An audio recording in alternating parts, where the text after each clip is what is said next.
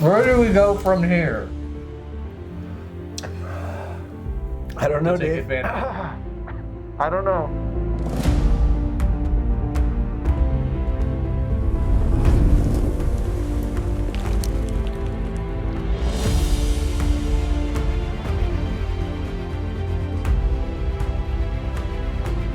We're starting a new segment called the Side Gig Slow Burn, where we turn the heat up on somebody's business idea, ask some questions, help them dial in on their business plan while we dial up the spice on the wings that we eat while we have a conversation. I know what you're thinking. Isn't this a complete ripoff of Fresh Air with Terry Gross? All respect, all credit goes to Hot Ones team. Sean Evans is one of the best interviewers working today. This is a love letter and a tribute to him. Please don't sue us. In the kitchen today, we have an old friend, colleague, Andrew Ehlers, who currently works at the university I used to work at. He's worn lots of hats there, but he also has a particular set of skills. And I understand you're trying to figure out how you might be able to package them up and create a new income stream. So before we dig in, you want to tell me a little bit about what you got going on?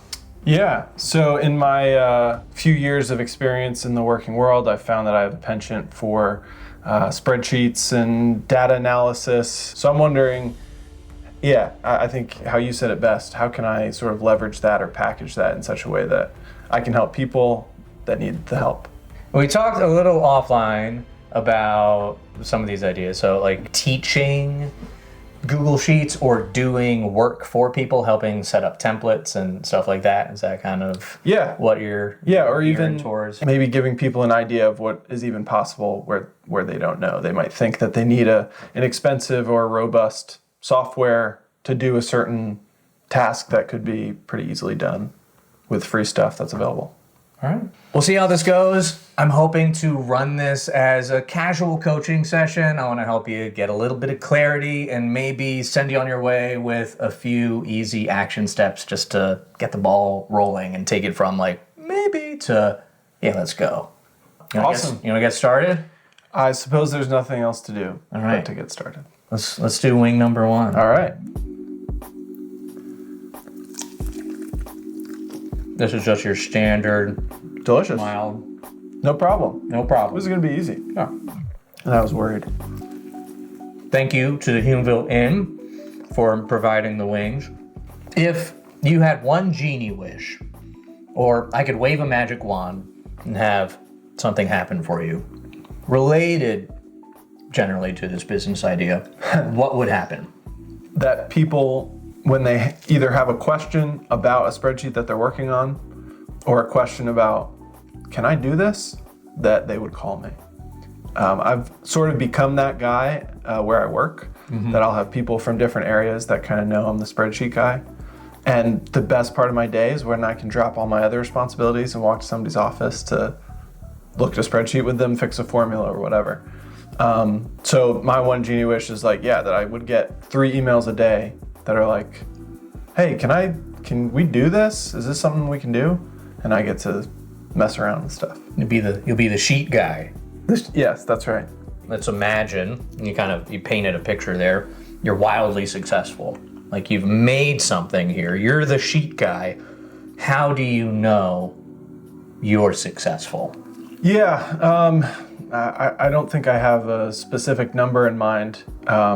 It feels like something that I want to continue doing as a side gig. This isn't, maybe eventually I could do this full time. I really do want it to remain sort of a fun side project. And so for that reason, wildly successful in terms of this would kind of mean a cap on how much I could take on. It'll take some time getting into it to kind of know where I want to end up, I guess. Okay.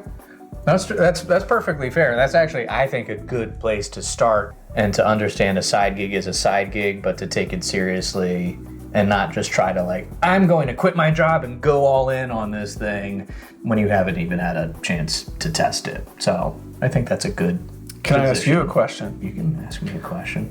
It seems, let me figure out my question before I ask it.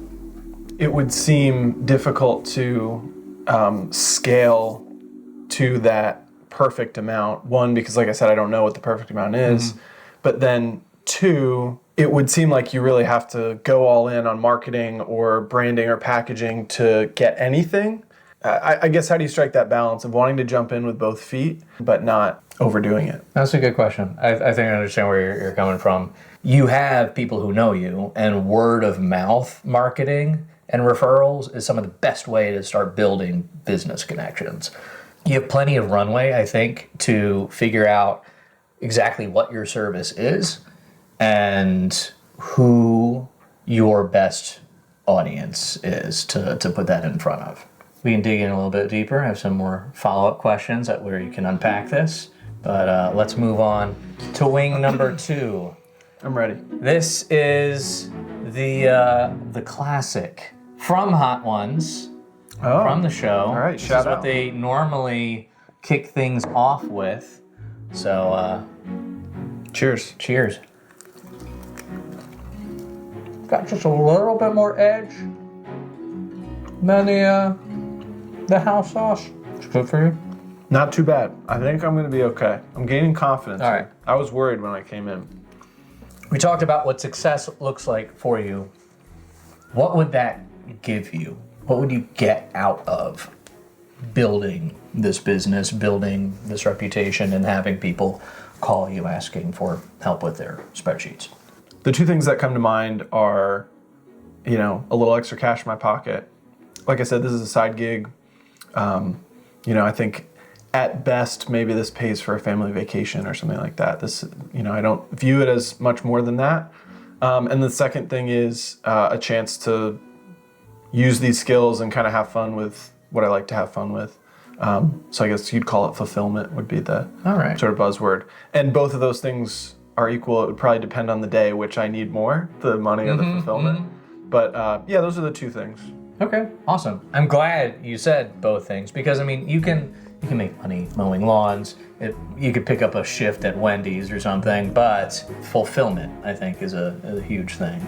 If you're just building a business or anything just to get money, that's the lasting power of that is very small. So I think you have a good mindset. Actually try to flesh out something here. Number 3. What do we got? This is the Los Calientes Barbacoa. You got this. This is actually my favorite flavor. That's really good. Yeah. Like some brown sugar, kind of. It's got some zip. So let's talk about how you would package this up. Are you creating a course? Are you doing one-on-one coaching? Are you actually providing a service for somebody and actually building something? How do you monetize this? End goal, I envision more work. In terms of end goal, I would say working one-on-one with people to make their life easier, so to speak, and kind of see, I can do this, I can do that with this. Building courses and that sort of angle would be a means to an end for me. I don't think that's as much in my lane. I think I could do it to get to the point where I'm able to coach people one-on-one. Okay. Maybe flip something around in your brain, though. I know you have a family, and doing this on the side means you're taking additional time on top of what you're already doing in any other projects. I think starting out one-on-one coaching is a great way to kind of get started and to kind of flesh out the idea of what you're actually going to package. But you said it would be a means to an end, but I think it could be an end goal too, to have some version of your knowledge in a package where people can sign up, buy it, watch through it, or download a template, and you're playing softball with your daughter or your dance dad. Whatever you want to do, you have that time. You don't need to take it away from your family, but you're still making money while you sleep. There's a initial lift to build out stuff like that. Now just keep that on the roadmap. Who are you selling this to? The two arenas that I feel like I could enter pretty easily are, oh, excuse me. I guess I don't have to mask that too much if we're eating wings. Yeah, no, it's all part of the vibe. The two areas that I've thought about that I think what I have could fit well, a small business owner who wants to focus on their thing that they got into business for, who just wants to knit their hats, and their strong suit is not, organizing inventory, keeping track of how much they've sold or whatever processes they might have, and they just want to do their thing and automate everything else. That would be really fun for me. Or even a little bit scaled up, but a small business who thinks that they have to, like I mentioned, buy a software to keep track of such and such, when Google Sheets template could do the job. And then also sort of personal use. I have budget templates and investment trackers and things like that. Sort of personal finance tools, but also kind of contextualize how it can be used and how they can change it. And you feel pretty competent and comfortable enough that somebody could come to you saying, we want something to help track our investments, or we want something to help track our inventory. If somebody gives you guidance, you understand the tool to be able to plug it in and build out what the other person's asking for. Yeah, a lot of stuff I've done before in one way or another, and I feel confident bridging the gap between someone who knows what they want but doesn't know how to get there, and I can sort of map the road and figure it out with them. Number 4, this is a from Hulmeville Inn again, their mango habanero. I don't know where on the spectrum this actually falls. So it could be spicier. We might be taking a step back. So maybe you'll get a reprieve. Here we go. All right. That's not bad. I think I got a reprieve. Delicious. Builds a little bit, but... All right, next question. Why are Philadelphia sports teams superior to anything that comes out of like Minnesota, Florida, or New York? They're not. Oh? No, they're not. That's all I have to say. How did You're from Southeast Pennsylvania, right? I'm not. No. No. Okay. I'm from New York. Okay. So that explains a third of your sports affinity. You're right. This does build. Yeah. My following of the New York Yankees is geographically justified. Okay. Vikings. My dad liked the Vikings for some reason. He also grew up in New York. I picked it up for him, and now we have this cool tradition where every year he apologizes to me for making me a Vikings fan. Sins of the father. Yeah, Okay. exactly. All right. So. And LeBron? No, I was a Miami Heat fan when Dwayne Wade got drafted. Okay. I will say, Fair enough. I didn't have a hockey team, so go Flyers. We can find some common ground. Keep this off your lips. It kind of gets... I think it might be too late for that. Yeah.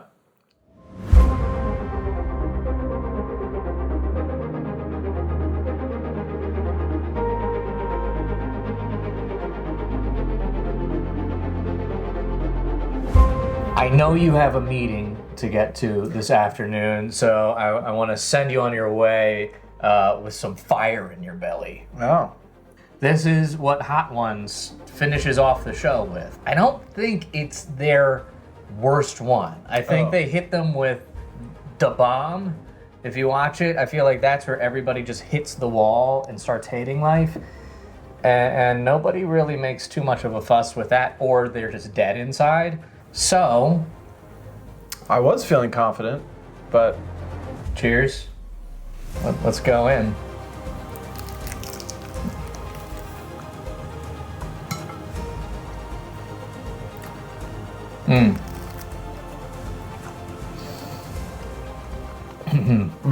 That's spicy. Yeah. I'm going to try to eat it all before it hits me. That's probably a bad idea, right? This is hot. Uh-huh. So, where do we go from here? How do you get in front of an audience and communicate that you have something valuable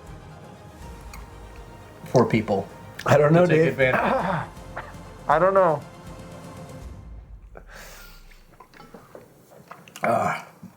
Yeah, go for it. Hit the milk. Is that a taboo? Is that like tapping out? There's no rules here. Again, this is not Hot Ones. Disclaimer. I think that just made it worse, though. I kind of feel like that aggravated something. So you have different options. I know we talked about, you were sharing this idea, it hurt so bad, that you could make a YouTube channel or something and share some of this stuff. Some of the applications might be something that you could give away if it's easy enough and universal enough. You could kind of do some free templates and make that available and have a video that accompanies it to kind of show how people can use these tools. Yeah, I messed around with Fiverr and realized that it's a sort of a clogged market in some ways. The other difficulty is people don't know how they can use this tool, and that's part of what I want to do is help these people that they don't know it exists. It's one thing if they're going, I need a way to organize my budget. I can find a template. It's another thing if they don't even know that there is a free tool that can help them as if someone would show them. Therein lies the challenge of if they don't even know that they have a problem, or they're asking a certain question, but it isn't directly related to the tool or the thing that you do.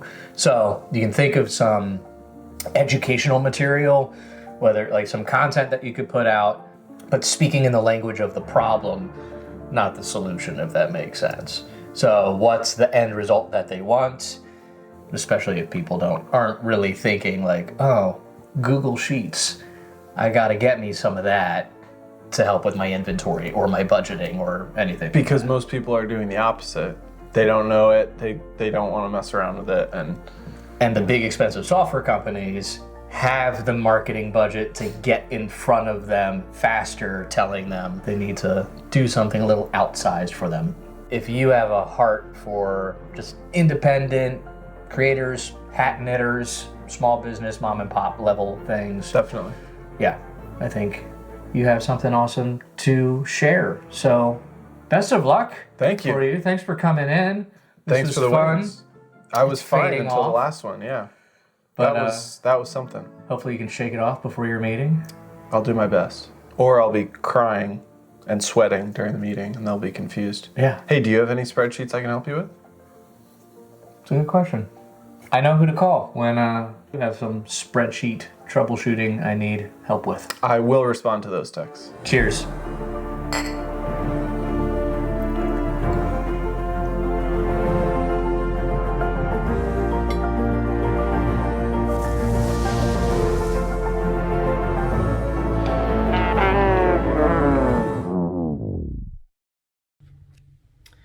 So I realized after Andrew left that I told him I was going to give him some action steps, but I didn't fully deliver on that. The Apollo hot sauce kind of blew me off course. So let me make good on that, and I'll give you 3 specific things you can work on in the next few weeks to really help you build momentum towards your business idea.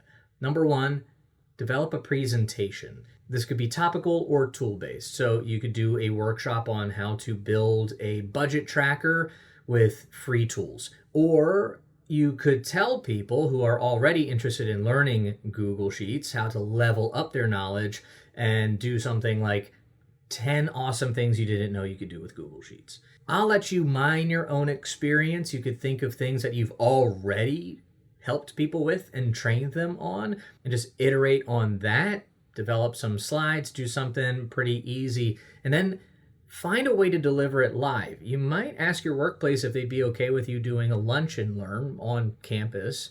You're not going to be overly self-promotional anywhere, so I don't think there'd be a conflict of interest. Otherwise, you could do an Instagram Live or Facebook or pick your poison. But do a live workshop. And then step 2 is to promote it. Let your circles know that you're going to be doing this thing. Send an email to your coworkers, put it out on social media. And as you promote it, tell them what it is. You know what you're about. You're locked in. You're not wishy-washy, but you can ask for input. Does anybody have any questions or topics they'd like you to address? And then number 3, present it. And at the end, ask for feedback. See how you can continue to improve on this, kind of test the efficacy. Was this actually valuable? For feedback, you could set up a simple Google form so you can capture their email and other contact information so you can follow up later. The second thing that you should do at the end of the presentation is just to simply invite people to reach out to you if there's anything that they could use help with. So you are positioning yourself as an expert in the field and you're beginning to build connections. You don't need to overcomplicate it. You don't need to worry about sales funnels or marketing automation or anything like that. You are just starting to put yourself out there as a helper, an expert, a service provider, and get people familiar with what you do. So the next time you run a workshop, you're building on this foundation that you laid. People aren't scratching their head saying, oh, I thought Andrew was just that guy who worked at the university. Now you're beginning to don the mantle of the spreadsheet guy. Start simple, something you already know, do it live, and invite people to reach out to you afterwards and start building those connections. Then we'll get some more wings and talk about what you do from there. Hope this was helpful. Thank you everybody for watching. I'll see you in the next one.